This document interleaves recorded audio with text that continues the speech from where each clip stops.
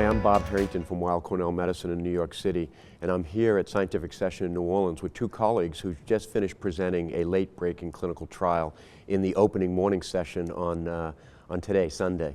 I'm here with Dr. Greg Marcus from UCSF. Welcome, Greg. Thanks, Bob. And I'm here with Dr. Christopher Wong from University of Adelaide. Christopher, thanks for being here. Thanks for having us today. You did a nice job this morning presenting the paper, so thank you for doing it again. It's great to present it. All right, so we've divvied up the tasks here, and I'm going to start with Greg with, give me the background on the trial, which is called DECAF, which should give our audience a little hint as to what we're going to talk about.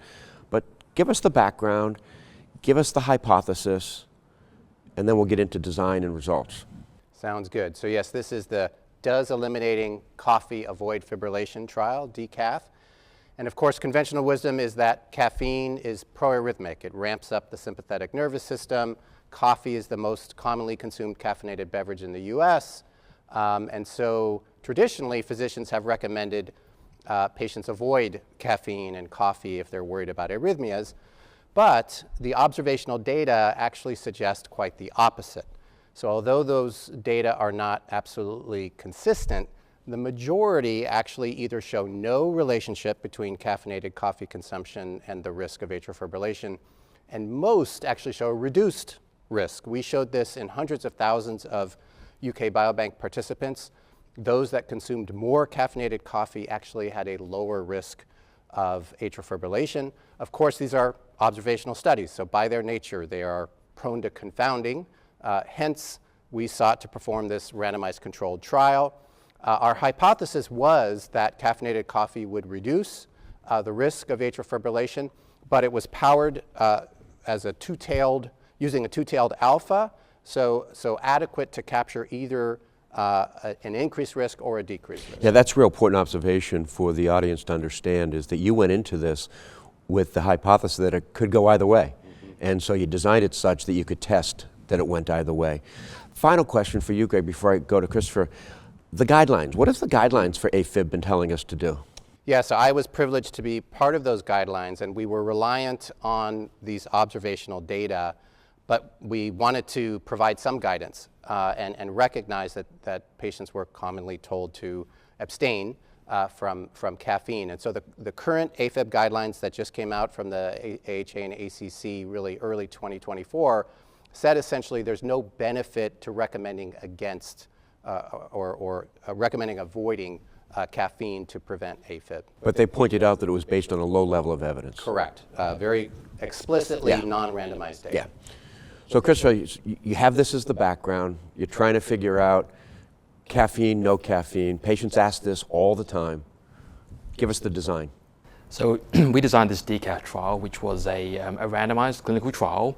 We took participants who had sustained atrial fibrillation or flutter, who were planned for cardioversion, and then we randomized them to either coffee consumption, in which we requested they consume at least 1 cup of caffeinated coffee per day, or caffeine abstinence, which included abstinence from both caffeinated coffee and decaffeinated coffee, as well as all other caffeine-containing products. And we requested that participants do this for 6 months in duration, so this wasn't a short-term trial, it was quite lengthy in duration and was quite hard to recruit for. And during the 6 months, we retrieved all their healthcare data, including ECGs, Holters, device data, and that data was used to ascertain the primary endpoint, which was the first recurrence of clinically detected recurrent atrial fibrillation or flutter. Now, one of the strengths was one of the challenges, which was enrolling the group of patients. You enrolled them around the globe. Correct. That's impressive. We had to, we had to screen almost 2,000 participants in the US, in Australia, in Canada, because as you could imagine, many participants didn't want to abstain from coffee for up to 6 months. But similarly speaking, in light of the conflicting data and beliefs, many individuals believed that coffee actually did worsen the AF, and so they didn't want to either restart coffee or to increase to that 1 cup per day. So these were the challenges that we faced trying to recruit for this trial. But largely it would be reasonable to say that there's community equipoise about this. We just weren't sure which way it was going to go. I think so. So tell us what you found. First, tell us the characteristics of the patient so people can start to think about, well, does this apply to my patients? So give us the characteristics of the patients, and then let's talk about the primary endpoint results. So by design, these were patients with persistent AF because they were undergoing cardioversion. And we chose this population because it provided a nice uniform starting point, as well as an endpoint we could readily assess, the first recurrence of atrial fibrillation. It was a typical population undergoing cardioversion, slightly on the older side with typical proportions of cardiometabolic comorbidities. Importantly to mention, there was a majority of male individuals. And what was the percentage? It was about 70% males. And there was a majority of those of white Caucasian race, so that's important to recognize when generalizing the results of this trial. And the results? Well, look, we were surprised and excited to find that randomization to caffeinated coffee consumption resulted in less atrial fibrillation or flutter compared to abstinence from coffee and caffeine. And as we were just saying, we weren't sure whether the results would go one way or the other. We could have easily seen a harm from coffee and caffeine, but we actually saw a benefit from coffee and caffeine. And it was a big effect. 39%. I mean, ordinarily, when I saw the power calculations as to what the assumed benefit might be, it was a big effect. And in fact, you found a big effect. There were some secondary endpoints which also were consistent with the primary endpoint. Correct. We did various sensitivity analyses. We adjusted for baseline prognostic factors, which returned similar results. We looked at AF and flutter individually, which again returned similar results. Most of our subgroup analyses were similar. The exception was AF ablation history, in whom those who had undergone prior AF ablation appeared to derive less benefit, although the p-value was 0.04 borderline, and we didn't adjust for multiple testing, so I think we do need to interpret this finding with caution. Now, the median was 1 cup of coffee a day, but there's obviously an interquartile range above that. What did the heaviest coffee drinkers consume? Some individuals, the few individuals consumed, 20, 30 cups per day, but these were relatively rare. Relatively small. As you said, the median consumption was 1 cup per day. Any difference with dose of coffee? Or were the results pretty consistent? The results were, in terms of a dose response? Yes. We haven't analyzed that data yet, but it's a really important question to see whether there is a dose response effect. Is more caffeine, is very more, a large amount of caffeine bad? And that's something to be explored. So before I go to Greg for the implications and maybe the biologic hypothesis, now that you've seen the data, men and women fared the same? In our subgroup analyses, yes, but as acknowledged, there was a majority of male individuals. Okay, but it's consistent, went in the same direction. Correct. Important for when our patients come to see us. All right, Greg, let's start with the biology here. Yeah. I mean, I was waiting for the slide to go up that would say that abstinence was good. I was delighted that it said the coffee was not just okay, but it was good for me. And so how about the biologic hypothesis here? Yeah, so there are several potential mechanisms. So one is that we know that many patients with atrial fibrillation have increased vagal tone as a trigger. And so maybe there's something about ramping up sympathetic effects that actually helps suppress atrial fibrillation.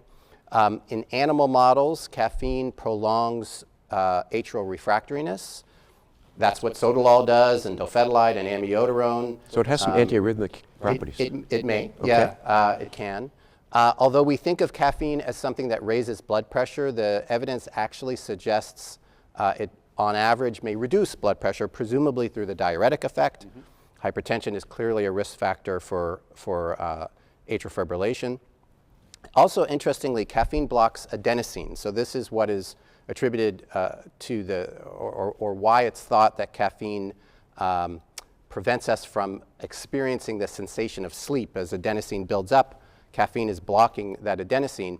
It's known that adenosine actually can promote AFib. So in fact, when we give adenosine for SVT, we worry we could induce AFib. In the EP lab, Chris and I both perform AFib ablations. That's a part of the study sometimes. And so perhaps it's via blocking adenosine. And then finally, an important limitation to mention is that we could not disentangle effects specific to caffeine versus those in coffee. And coffee, of course, has other constituents in it that may be active.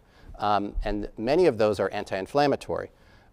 There's very clear evidence that inflammation is a risk factor for AFib, and perhaps it's an anti-inflammatory effect. I think you used a comment in your presentation this morning that coffee is a complex beverage. Exactly. And that's a very great thing to point out, because it may not just be the caffeine. And it's one of the things to try to tease out in further studies. So now the implications. Yeah, so before I forget, in terms of given that, it's very important to not extrapolate these data to energy drinks, synthetic forms of caffeine, More is not better. This was naturally occurring caffeine in the form of coffee consumed, as was already mentioned, in moderation. Okay. Now, I think that there's a conservative implication and there's kind of next steps more pie in the sky. Well, let's do the conservative implications first. Yeah, so conservatively, I think that these data should provide reassurance, especially for our atrial fibrillation patients or those with a family history who are worried about atrial fibrillation, that if they enjoy drinking caffeinated coffee, they should not avoid it in order to avoid atrial fibrillation. The more kind of ambitious pie in the sky is this intriguing question whether caffeinated coffee might be a tool to help actually suppress atrial fibrillation. And I think this study opens the door to justifying those sorts of studies. I've been involved with the AHA's Food as Healthcare program, and it's reminding me this actually might fit under that rubric of food as healthcare in an interesting sort of twist. Should the guidelines change? I think, well, for sure we can. I think the content of it will probably largely stay the same, but now we can bolster the level of evidence and give clinicians a little more feeling, okay, we've got some randomized trial data here. Christopher, what's next? I think the point you mentioned, coffee is a complex beverage. There's many ingredients. Is it caffeine? Is it other anti-inflammatory antioxidants? I think it'd be really interesting to see studies trying to disentangle those effects, as well as seeing, as you allude to, does this effect of coffee apply to other populations as well? I love these simple questions that people ask. I'm always curious of these things that we just think are right, and then somebody does the randomized trial and the opposite is observed. And so it's one of my favorite things of randomized clinical trials. So I want to thank you both for giving me a real pleasant jolt to start my day and to tell me that it's okay to keep with my coffee drinking. So thank you both, Dr. Marcus, Dr. Wong. Thank you for listening here at Scientific Sessions, talking about the DECAF study.